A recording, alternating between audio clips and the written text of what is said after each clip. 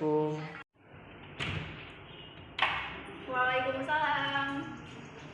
Mari masuk. Silakan duduk, Pak. Iya, izin perkenalan dulu ya, Pak, biar kita lebih akrab lagi nih ya, Pak ya. Perkenalkan, nama saya Ayu Puspita Dewi, lulusan dari kampus UIN Sultan Maulana Hasanuddin Banten. Saya di sini sebagai konselor.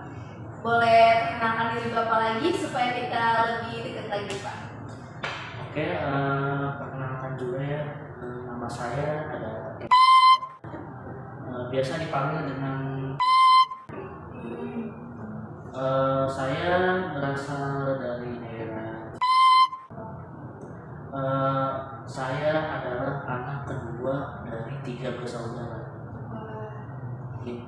Bapak enakannya mau dipanggil Pak atau Mas atau Kak? Bapak. Oh iya. Sebelumnya, maaf ya Pak, ada sedikit kendala. Sebelumnya Bapak sudah pernah melakukan proses konseling? Kebetulan ini baru pertama kali saya melakukan proses konseling, dan juga sebenarnya saya kurang begitu paham ya dengan konseling ini. Hanya saja saya mendengar dari teman-teman dan kerabat-kerabat saya bahwasanya dalam proses konseling ini permasalahan itu bisa dituntaskan gitu. Ya. Jadi ingin menjelaskan ya Pak ya. Jadi proses konseling di sini itu seperti proses pemberian bantuan untuk mengatasi masalah-masalah yang ada pada diri klien dan di Bapak, sekaligus untuk mengembangkan potensi yang ada dalam diri klien gitu. Dan dalam konseling juga kita perlu membuat beberapa kesepakatan Pak. Pertama ada waktu dan juga beberapa asas. Di sini kira-kira Bapak membutuhkan waktu berapa menit untuk dapat menceritakan segala unek yang ada di Bapak? Sepertinya cukup 40 menit saja sudah. Oh, 40 menit. Baik, 40 menit ya Pak ya. Selanjutnya itu ada beberapa asas nih Pak yang perlu kita sepakati, yaitu ada asas kerahasiaan. Nah, di sini Bapak tidak perlu khawatir ya Pak ya untuk menceritakan segala sesuatu permasalahan yang ada di Bapak atau mungkin cerita-cerita apapun yang Bapak ceritakan ke saya. Jadi di sini saya akan menjaga teguh rahasia Bapak. Selanjutnya itu ada asas keterbukaan. Nah, Bapak di sini silakan terbuka seterbuka mungkin, jangan ada yang ditutupi supaya apa? Supaya kita pun bisa menemukan titik permasalahan dan bisa mencari penyelesaiannya. Selanjutnya ada asas kesukarelaan. Sebelumnya di sini Bapak secara sukarela atau mungkin ada dorongan dari yang lain? Saya kesini sukarela. Berarti di sini nggak ada tekanan dari luar ya Pak ya? Tidak. Ini berarti dari keinginan Bapak pribadi. Selanjutnya itu ada asas semua keputusan itu berada di tangan klien. Jadi di sini segala keputusan ataupun tindakan yang akan Bapak lakukan itu kita kembalikan lagi ke Bapak. Gitu. Jadi Bapak mau melaksanainnya ya silakan, kalau enggak pun ya silakan gitu. Itu jadi di sini kita kembalikan lagi kepada Bapak. Gitu. Bapak sudah siap untuk melakukan proses konseling? Insya Allah siap. Silakan Bapak ceritakan semuanya tadi itu ya Pak yang sudah kita sepakati terbuka. Silakan. Oke, jadi gini ya, permasalahannya itu adalah bahwasanya saya ini memiliki masalah di kepercayaan diri. Ketika saya berada di lingkungan baru atau ketemu dengan teman-teman baru, itu selalu saya merasa canggung dan istilahnya tidak pede lah dengan keadaan yang akhirnya membuat saya itu ingin bergabung dengan teman-teman baru itu malu gitu ya. Kadang akhirnya teman-teman saya pun canggung juga gitu dengan saya karena saya juga pemalu. Jadi tidak ada yang saling mendekatkan gitu ya Iya. Pak? Ya mungkin ada sih ya yang mendekatkan satu orang yang memang berani mau melihat saya, mungkin dia tahu paham ya saya ini pemalu dan segala macam. Jadi mereka ada beberapa yang mau yang mendekati saya gitu.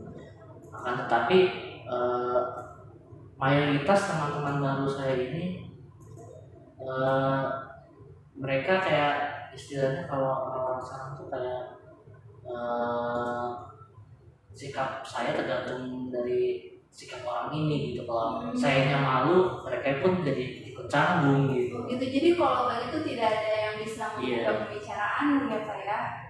Iya betul. Jadi tentunya itu memberatkan saya juga ya dalam bersosialisasi, bergaul. Ya akhirnya saya kayak merasa sendiri, Merasa asing. iya merasa asing, seperti tidak punya teman gitu ya, karena memang saya susah untuk berteman dengan teman-teman baru gitu ya, sering malu lah gitu, seperti itu.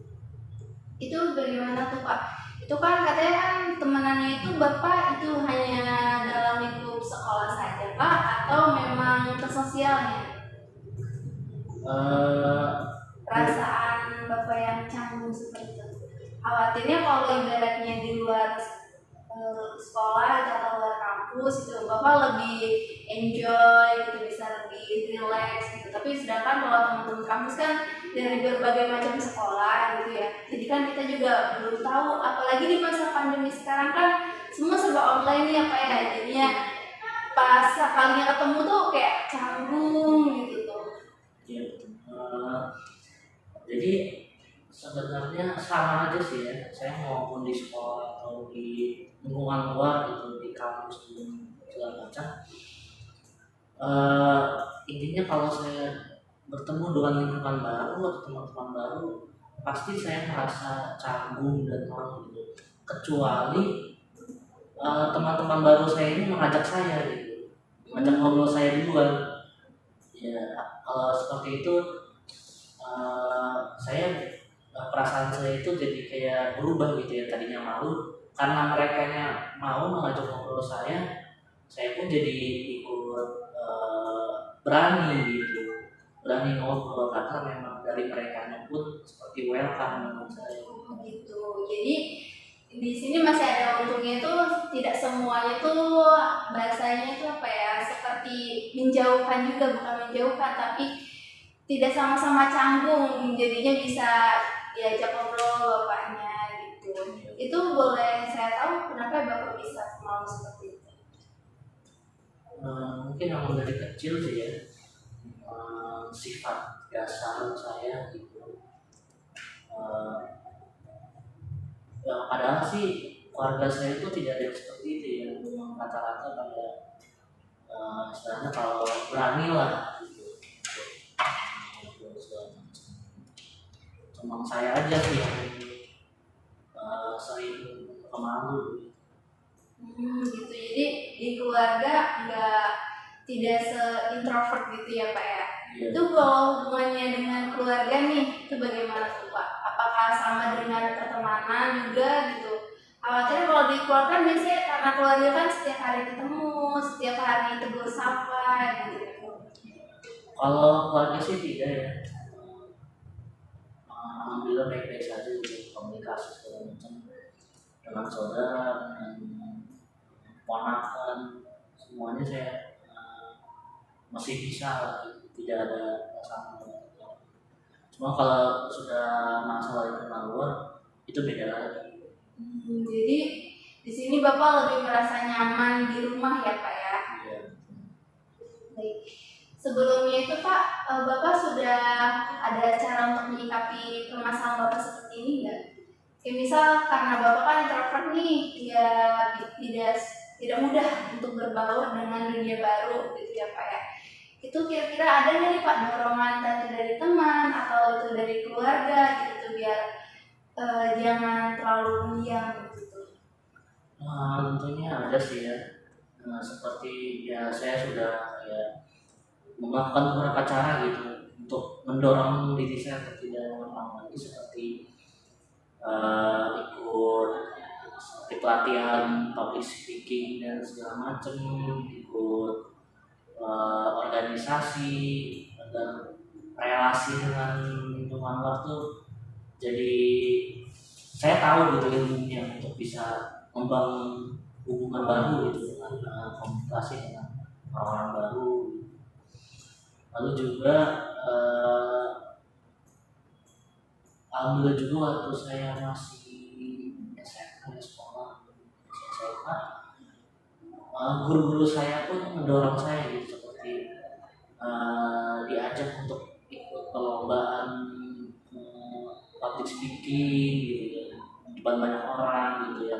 Padahal saya malu tapi mereka selalu mendorong saya untuk bisa berani gitu di hadapan banyak orang.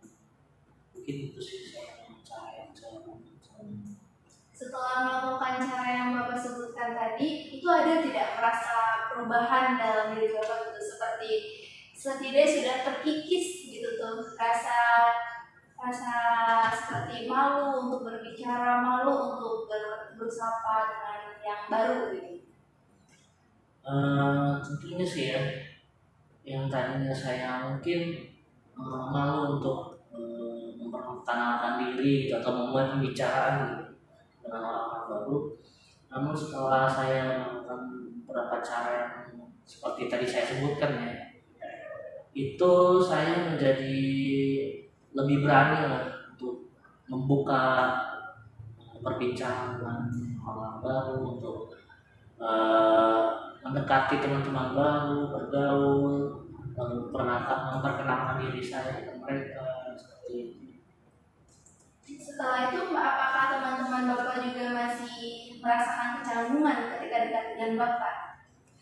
Kan Bapak udah ikut pelatihan, udah ikut berbagai macam cara lah ya supaya tidak canggung gitu tuh. Atau mungkin dengan saya juga jangan sampai canggung ya Pak tadi itu ya. Ada beberapa sih ya. Ada sebagian yang mereka masih canggung gitu ya. Mungkin di mindset mereka saya orang ini pemalu segala macam gitu. Jadi mereka masih merasa canggung gitu. Ada ya mereka tuh sudah paham gitu.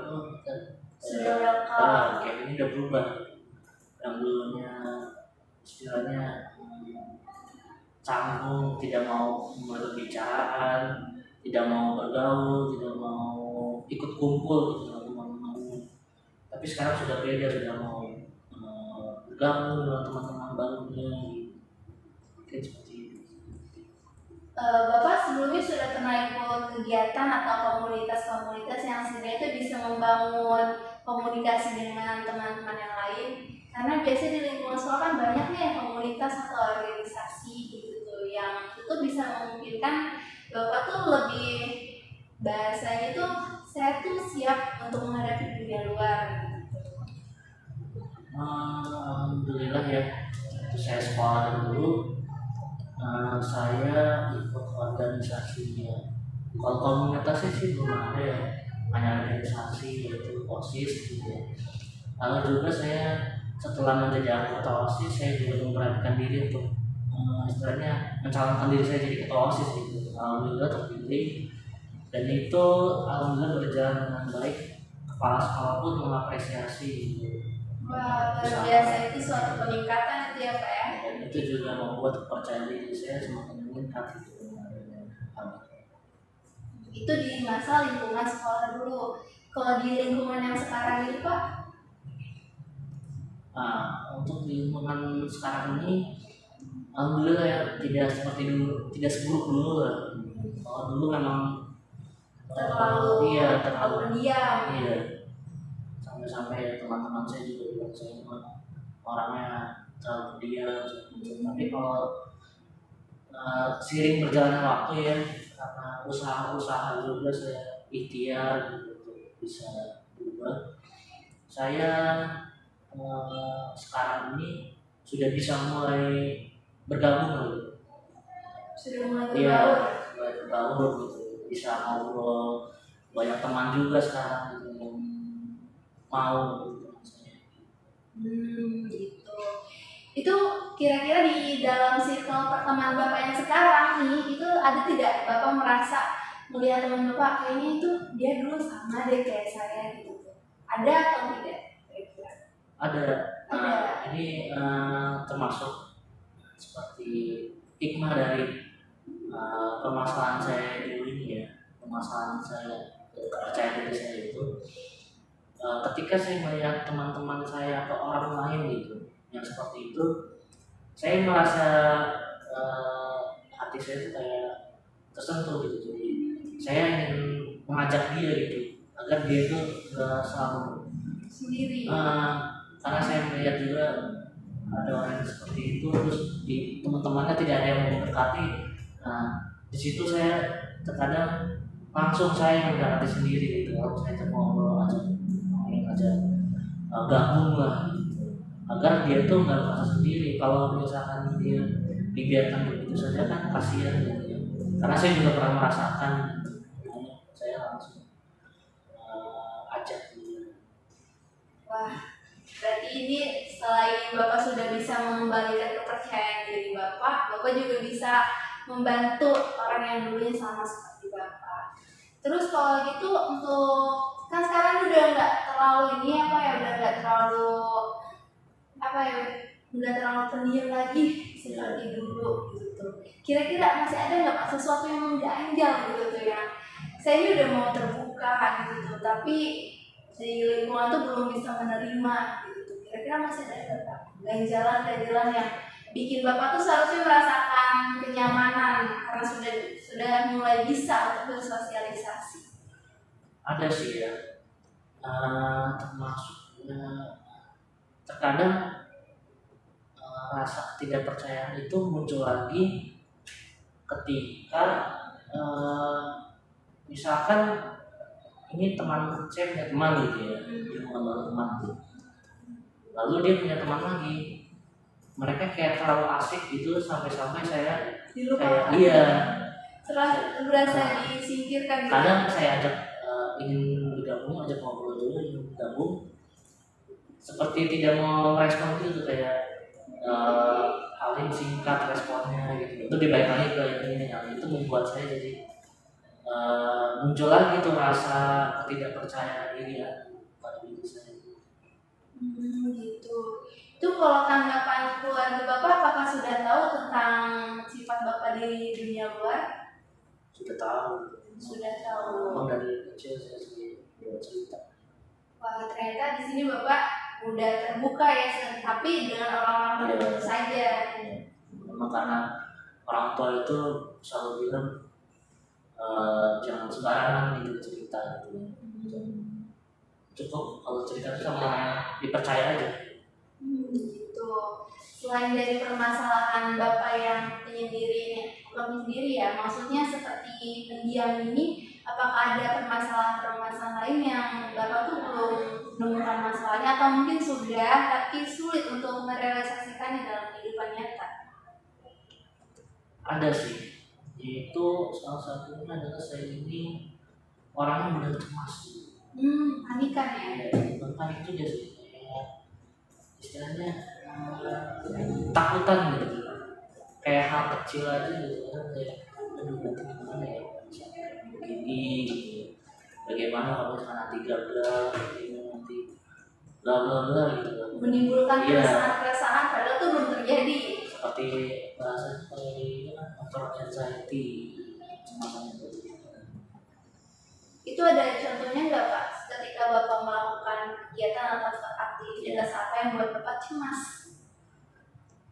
Misalkan saya ditugaskan untuk membuat tugas dengan deadline yang mungkin tidak terlalu lama gitu ya, sedangkan tugasnya banyak, itu yang maksudnya kayak istilahnya kayak trigger lah masalah kecemasan, jadi kayak aduh apa saya bisa gitu menyelesaikan, kayaknya saya nggak bisa gitu. Nah, akhirnya saya kadang kayak pusing sendiri gitu, yang lain pada santai nyari-nyari materi dengan tenang gitu. Relax. Saya kayak buru-buru gitu nyari-nyari internet segala macam materi segala macam gitu. Padahal nggak harus seperti itu pun insya Allah bisa gitu diselesaikan. permasalahan lainnya Pak? Udah sih. Itu aja. Terus untuk menanggapi masalah Bapak nih yang sering cemas atau suka cemas ya ketika menghadapi sesuatu hal padahal itu belum tentu terjadi gitu. Itu bagaimana Bapak menyikapi? Tentunya dengan melakukan seperti bahasanya self talk ya, katanya self talk ya, kayak ngomong ke diri sendiri gitu ya, kayak tenang aja gitu, kamu akan baik-baik saja. Saya selalu kayak gitu kalau misalnya lagi cemas, saya selalu kayak gitu. Atau guru saya pernah bilang juga kayak ngajarin saya kayak ngomongnya all is well, itu bahasa Inggris ya, artinya semua baik-baik saja. Itu yang saya. Atau kadang juga saya zikir semua baik-baik seperti itu sih. Itu ketika Bapak melakukan hal seperti itu ketika hanya dalam waktu cemas saja atau mungkin itu tuh bakal nyebabin saya cemas akhirnya saya memulai dengan tips itu?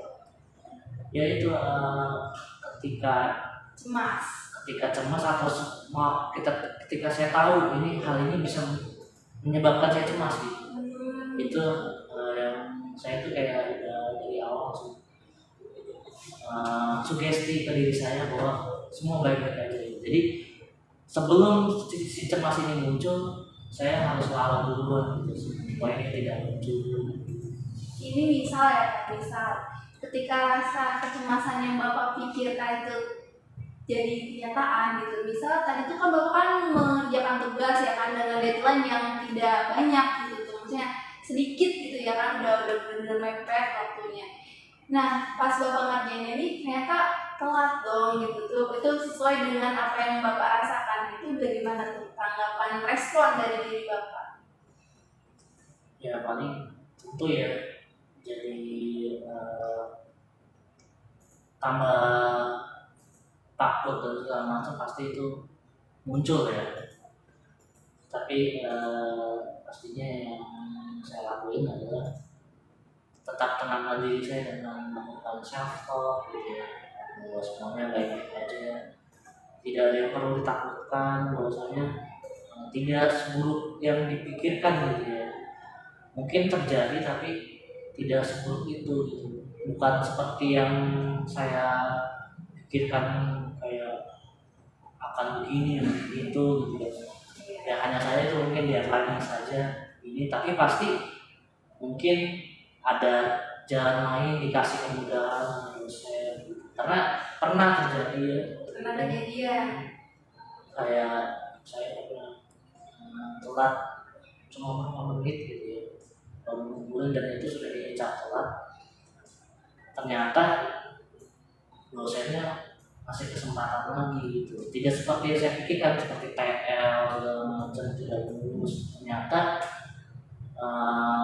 ada kesempatan lain gitu yang masih bisa saya lakukan. Itu pada saat mendesak seperti itu tuh apakah ada teman Bapak yang membantu atau Bapak meminta bantuan? Ya paling kalau meminta bantuan sekedar mengantarkan saya gitu ke ruang tamu untuk menghadap dosen. Itu aja sih. Mau masalah tugas saya mengantarkan sendiri. Ya tadi kan ini hampir berkaitan ya Pak. Tadi tuh Bapak yang suka menyendiri, akhirnya dari situ juga menimbulkan keresahan-keresahan gitu, mudah tadi panik ya di situ. Selain dari kedua hal itu ada sesuatu lagi tidak Pak yang mengganjal dalam diri Bapak? Itu ada sih cuma masalah pada diri saya. Masalah pada diri Bapak. Oh ya tadi kan Bapak sudah cerita itu ya dari sifat pendiamnya Bapak sehingga mulai muncul untuk menimbulkan rasa kepercayaan diri lewat ya mengikuti berbagai macam organisasi dan berbagai macam kegiatan sehingga menyalonkan sebagai ketua OSIS dan menjadi ketua OSIS. Nah itu kan Bapak sudah menjadi ketua OSIS tuh. Itu ada tidak dalam anggota yang sekiranya itu menurut Bapak nih secara pandang Bapak itu kayaknya dia dulu seperti saya, atau mungkin ada anggota-anggota lain yang sekiranya itu unik? Pasti ya, karena nama organisasi banyak gitu ya. Sifat-sifat orang tuh beda-beda dalam satu organisasi, tidak semua sama. termasuk ada juga yang pendiam seperti itu. Nah, bagaimana sih saya ininya ya, seperti yang saya bilang, karena saya pernah merasakan ya dengan situasi seperti itu, pendiam, malu, susah untuk sosialisasi. Sehingga saya paham dan cara saya untuk bisa membuat dia malu gitu, ngobrol dan segala macam, ya saya berusaha untuk seperti dalam perkumpulan rapat gitu, saya sering menyebut nama dia gitu ya, gimana ininya progresnya masih Terus respon dari anggota Bapak yang pendiam itu gimana? Apakah dia merespon dengan baik atau mungkin agak canggung gitu, sehingga Bapak perlu melakukan pendekatan-pendekatan yang khusus untuk mendapatkan image atau kepercayaan diri dari anggota itu? ya awalnya sih memang pasti canggung dia, bahkan saking dia malunya gitu, kadang mau rapat aja dia jarang untuk hadir karena malu gitu ya. Tapi karena saya sering untuk berusaha untuk ngajak dia segala macam, dan teman-teman saya, wakil saya juga berusaha untuk anggota OSIS itu selalu diusahakan solidaritas nanti gitu. Sehingga yang tadinya malu itu dia jadi rapat ikut, terus nggak mau lagi untuk ngobrol segala macam gitu. Wah, luar biasa ya Bapak ini, yang tadinya sifat Bapak yang pendiam akhirnya bisa memunculkan rasa kepercayaan diri dalam diri Bapak dan juga bisa membangun kepercayaan diri dengan orang lain juga. Selain dari, kan banyaknya anggota kan otomatis banyak tuh ya Pak ya, itu ada tidak anggota-anggota yang menurut pandang Bapak tuh ada yang terlalu, tadi itu kan udah introvert tuh ya Pak ya, ada nggak yang extrovert atau yang sampai benar-benar aktif, hiperaktif gitu Pak, sehingga mempengaruhi yang tadi pendiam ini? Ada Ada.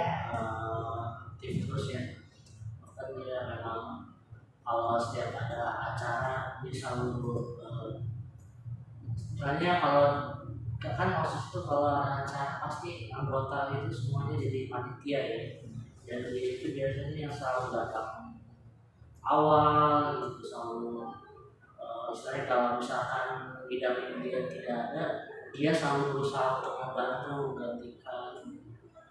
Ya akhirnya iya, yang tadinya mungkin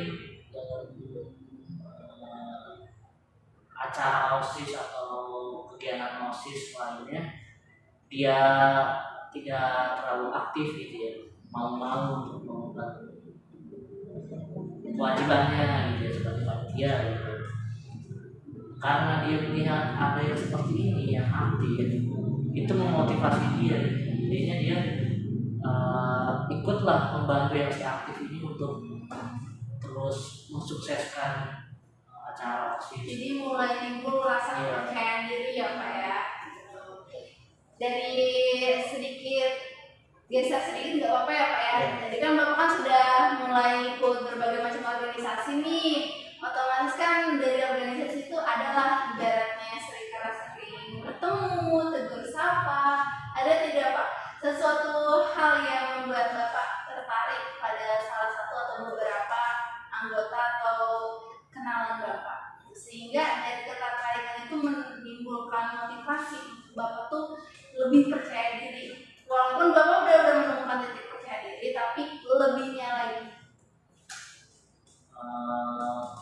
Masalah itu sih ya tidak ada sih, bukan tidak ada sih, maksudnya sebenarnya semua anggota itu memotivasi saya semua gitu, termasuk wakilnya, berdasar semua anggota itu menjadi motivasi saya gitu. Karena saya menganggap itu seperti keluarga dari saya, walaupun saya di sini, saya selalu bilang gitu, kalau misalnya di rapat gitu ya, saya selalu bilang ke anggota saya, walaupun saya jabatan saya di sini sebagai OSIS, tapi saya ini teman kalian semua, kita semua ini sama gitu. Jadi jangan terlalu istilahnya ada yang tinggi, ada yang rendah, kita ini semua sama, dan itu akhirnya semua anggota pun kita semua itu jadi kayak keluarga, dan itu memotivasi saya gitu terus maju menjadi percaya diri. Iya, kalau gitu karena Bapak posisi sudah menjadi ketua OSIS ya Pak, pasti ada dong ya Pak ya, setiap komunitas atau organisasi problemnya itu. Nah ketika problem itu ada, itu bagaimana cara Bapak menyikapinya? Apakah khawatirnya timbul gitu, rasa apa sih malu gitu dalam diri Bapak sehingga merasakan tadi tuh keresahan-keresahan gitu tuh karena terjadi permasalahan nih dalam organisasi Bapak yang akhirnya membuat sifat-sifat Bapak yang dulu sempat terkendalikan kembali lagi. Kalau masalah ada ya seperti yang paling umumnya biasanya di organisasi atau OSIS itu yang paling sering saya temui ya berbeda pendapat gitu ya. Terutama kadang wakil saya pendapatnya begini, saya pendapatnya begini. Nah, bagaimana cara saya untuk istilahnya menyelesaikan menemukan titik tengah apa ya? Menghadapi semua itu adalah ya saya dengarkan dulu pendapatnya seperti apa. Oke, begini. Nah, lalu saya bicara lagi sama saya apakah ini baik atau enggak pendapatnya gitu. Lalu saya juga kasih tahu dia, nah kalau rencana saya itu kayak gini, kira-kira bagaimana pendapatnya. Saya selalu begitu. Jadi kita musyawarah. Jadi tidak ada saya nggak pernah merasa malu atau gimana gitu. Tapi justru saya selalu berusaha untuk memahami gitu. Mereka mau pendapat mereka gimana gitu. Saya dengarkan dulu. Saya punya pendapat, tapi saya dengarkan dulu pendapat mereka mau kayak gimana. Kira-kira apakah bagus atau enggak gitu. Nah, baru terakhir saya bilang, kalau saya begini, gimana menurut kalian? Jadi di sini Bapak sudah bisa mengatasi keresahan gitu ya dalam diri Bapak. Selain dengan permasalahan dengan Bapak, ada tidak yang bermasalah dengan anggotanya gitu tuh. Sampai yang antara kedua ini hampir mau keluar gitu tuh dari komunitas atau organisasi tersebut. Itu membuat Bapak panik kah atau saya udah punya ini solusinya gitu untuk mendamaikan mereka? Alhamdulillah ya, sejauh waktu saya jadi ketua OSIS itu belum ada seperti itu karena memang yang tadi saya bilang saya selalu berusaha untuk membangun rasa keluarga gitu. Jadi tidak ada tinggi rendah atau bagaimana gitu. Jadi semua sama, kita semua keluarga yang ya kalaupun ada pun paling ya saya berusaha untuk istilahnya saya tuh kayak maksudnya kayak orang tua saya gitu. Karena saya ketuanya gitu kan. Ya saya berusaha untuk mengajak lagi gitu. Apa dengerin ceritanya gimana gitu. Apa permasalahan ini.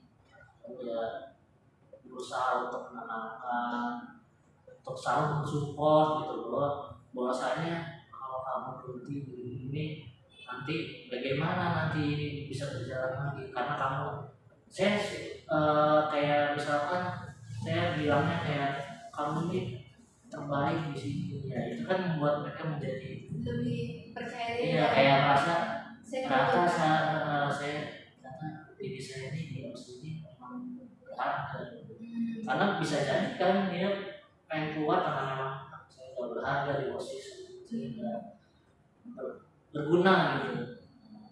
Mungkin cara saya hanya begitu dengan berusaha untuk menumbuhkan di hati mereka bahwasanya mereka itu berharga dan berguna.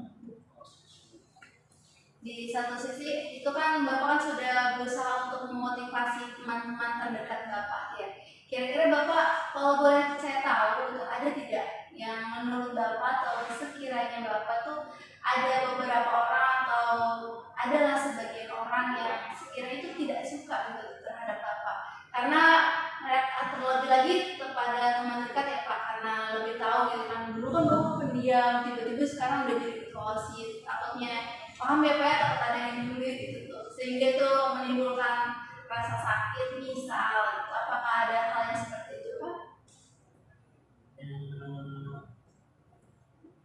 Kadang ada sih ya ada aja yang gitu ya karena melihat mungkin terutama OSIS itu kan kerjanya kalau di sekolah tuh kayak razia ingin tata tertib, ya itu yang membuat saya seperti kayak kesel gitu.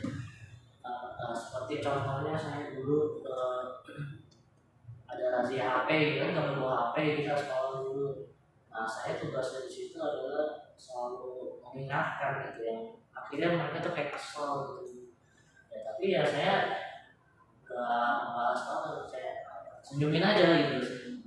Berusaha untuk enjoy ya Pak. Salahnya gimana? Karena kan ujung-ujung nanti guru juga kan yang bakal menindaklanjuti kayak gitu. Intinya mah saya nggak pernah mendengarkan kalau mereka tidak suka atau enggak. Karena kan memang itu kan mereka juga kan yang milih gitu. Saya nggak pernah memaksa mereka untuk saya milih saya gitu. Tapi karena mereka milih ya udah saya jalanin, dan resikonya gimana itu kan tanggung mereka sendiri. Mau saya kerja di mana gitu, ya terserah mereka mau menanggapinya bagaimana. Saya cuma menjalani yang mana udah. Sebelumnya saya ingin bercerita sedikit tentang problem yang pernah saya hadapi yang mungkin tuh bisa dibilang hampir mirip dengan permasalahan yang Bapak hadapi. Boleh Pak? Boleh. Iya, dulu juga saya pernah mempunyai permasalahan terhadap kepercayaan diri gitu ya Pak. Dan benar kata Bapak tadi, untuk membangun semua itu perlunya adanya dorongan, entah itu dari teman ataupun mengikuti kegiatan-kegiatan. Alhamdulillahnya itu karena saya juga sering ikut kegiatan, jadi mulai tumbuh rasa kepercayaan diri yang ada dalam diri saya di situ. Di sini memang permasalahan kita mungkin agak berbeda dan penyelesaiannya juga berbeda, karena tadi itu ya Pak ya, karena manusia kan beda-beda ya Pak ya cara menanggapi masalahnya seperti apa. Dan saya juga punya permasalahan yang tentang keresahan. Ya, di situ juga saya punya masalah keresahan. Di situ saya mudah panikan terhadap segala hal yang itu sudah terjadi. Kalau di sini saya sudah terjadi, karena efek dari kepanikan saya tersebut tuh bukannya menyelesaikan masalah yang saya hadapi, justru malah semakin menjadi beban gitu. Dan untuk menanggapinya itu kembali lagi ke dalam diri saya harus lebih banyak bersabar dan untuk lebih tenang. Kalau saya sih penyelesaiannya seperti itu Pak. Ya ini semoga bisa menjadi motivasi ya buat Bapak tadi itu, selain memperbanyak komunitas ataupun semakin berusaha untuk mengendalikan diri supaya lebih sabar dan tenang dalam menghadapi dan menyikapi segala permasalahan. Ya Pak, tadi sesuai dengan kesepakatan kita di awal untuk melaksanakan konseling ini selama 40 menit, karena sekarang juga sudah menunjukkan waktu 40 menitnya, dapat kita simpulkan ya Pak ya, permasalahan di sini Bapak tuh terhadap rasa kepercayaan diri dan juga mudah resah. Dan dengan cara Bapak menyikapi kedua masalah ini sudah bagus gitu. Walaupun mungkin masih ada ya Pak ya, tadi itu Bapak bilang masih ada, terkadang sering muncul gitu. Nah kira-kira Bapak membutuhkan waktu kapan nih untuk melakukan pertemuan selanjutnya supaya kita bisa melihat perkembangan sejauh mana Bapak bisa mengatasi permasalahan yang ada dalam diri Bapak? Kalau minggu depan kira-kira Mbak ada waktu atau tidak? Minggu depannya insya Allah saya lowong. Di pukul berapa ya Pak? Mungkin di jam yang sama ya, yaitu jam 9 pagi. Baik, kalau begitu kita akhiri pertemuan kita pada kali ini dan kita akan disambung dengan pertemuan minggu depan di jam 9. Terima kasih Bapak sebelumnya telah mempercayai saya sebagai konselor Bapak. Dan semoga tadi itu Bapak tidak perlu khawatir ya Pak, sesuai dengan kesepakatan kita di awal tentang 4 asas itu, Bapak tidak perlu khawatir. Rahasia Bapak akan aman di tangan saya, akan saya pegang sepenuhnya, seutuhnya. Baik, kita tutup pertemuan kita di kali ini dengan ucap hamdalah. Alhamdulillahirrahmanirrahim. Terima kasih telah mempercayai saya sebagai konselor Bapak pada pertemuan kali ini, dan saya memohon maaf sebanyak mungkin atas kurangnya pelayanan dalam konseling kita pada pertemuan kali ini.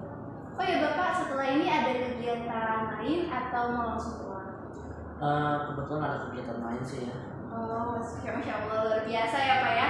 Tetap semangat dan tetap jaga kesehatan di masa pandemi ini. Ya, terima kasih Pak Kevin.